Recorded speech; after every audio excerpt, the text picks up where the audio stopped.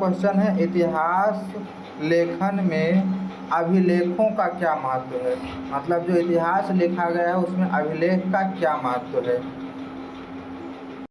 तो वैदिक काल के पश्चात, खासकर मौर्य काल से पूर्व मध्यकाल तक इतिहास लेखन में अभिलेखों का महत्वपूर्ण स्थान है।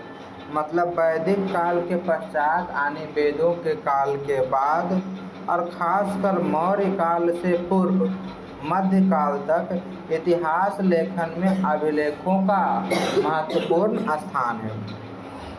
अभिलेख उसे कहा जाता है जो कि पाषाण, धातु या मिट्टी के बर्तनों आदि पर खुदे होते थे। पाषाण मतलब पत्थर, धातु या मिट्टी के बर्तन पर लिखा जाता था, मतलब खुदे होते थे। अभिलेखों में तत्कालीन शासक अपनी उपलब्धियों, क्रियाकलाप, व्यक्ति एवं राजधर्म आदि के बारे में लिखवाते थे। मतलब जो शासक होते थे वो किस चीज़ के बारे में लिखवाते थे, तो किसी खास व्यक्ति के बारे में, मतलब राजा खुद अपने बारे में। राजधर्म यानी पूरे राज्य का क्या धर्म है उसके बारे में लिखवाते थे।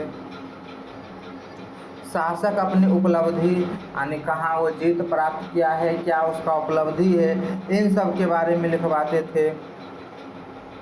मौर्यकालीन शासक अशोक भारत के विभिन्न भागों में स्तंभों तथा शिलाओं पर अभिलेख खुदवाए हैं। अब अशोक जब शासक बने थे तो अशोक के द्वारा शिला पर, अभिलेखों पर, शिला पर, स्तंभों पर, इन सब पर अभिलेख खुदवाए गए थे। अशोक के इन्हीं अभिलेखों के द्वारा हम सब सम्राट अशोक के धर्म प्रचार के उपाय, मानवता, सेवा के विचार आदि को भली भांति समझ सके हैं। मतलब जब उनके अभिलेखों को पढ़ा गया तभी पता चला कि अशोक धर्म के बारे में क्या जानते थे, क्या धर्म के बारे में प्रचार करवाए थे, इन सब के बारे में भली भांति समझते हैं। अशोक के अभिलेखों के आधार पर ही D.R. भंडारकर ने अशोक का संपूर्ण इतिहास लिखने का प्रयास किया। तो यहाँ पुरातत्व से आप क्या समझते हैं?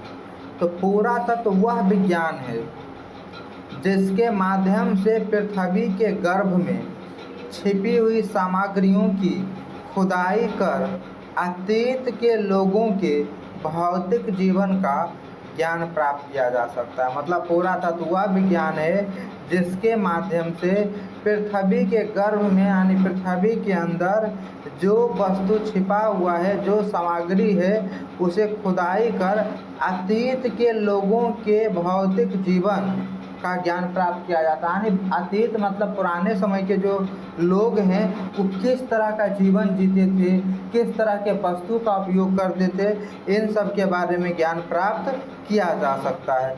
किसी भी जाति की सभ्यता के इतिहास का ज्ञान प्राप्त करने में पुरातत्व एक प्रमुख साधन के रूप में है। यानी किसी भी जाति, कोई भी जाति का सभ्यता, उसका इतिहास, उसका ज्ञान प्राप्त करने में पुरातत्व एक महत्वपूर्ण साधन है। पुरातत्व के द्वारा हम ये पता लगा सकते हैं कि किस जाति के लोग, कैसे सभ्यता के लोग रहते थे, उनके पास कितना ज्ञान था, इन सब के बारे में पता किससे चलेगा? पुरातत्व से। पुरातात्विक सामग्री के आधार पर ही सिंधु घाटी सभ्यता की कहानी लिखी गई। जो हम पूरा सिंधु घाटी सभ्यता के बारे में जानते हैं, वहाँ के विभिन्न शहरों के बारे में जानते हैं, वहाँ कौन कौन सा वस्तु मिला, कहाँ से मिला, इन सब के बारे में जो जानते हैं उन किसके जरिए? पुरातत्व के जरिए ही जानते हैं।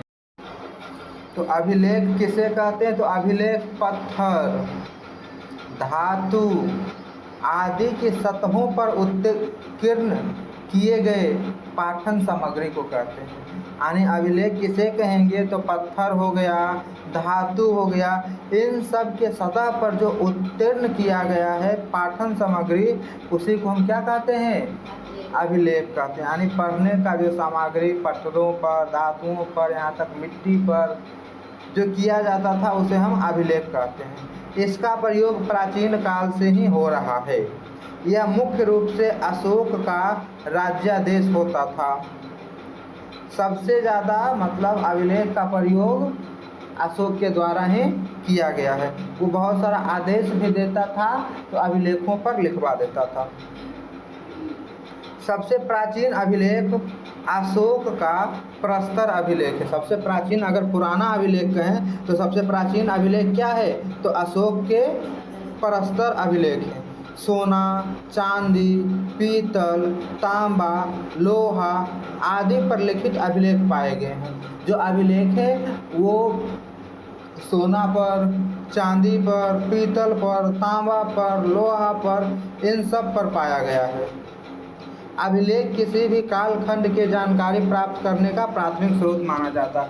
मतलब किसी भी कालखंड में किस तरह के लोग रहते थे, किस तरह के शासक रहते थे, उनका क्या आदेश होता था, इन सब के बारे में अच्छी जानकारी प्राप्त करने के लिए लेखक लोग, इतिहासकार लोग अभिलेखों का सहायता लेते थे।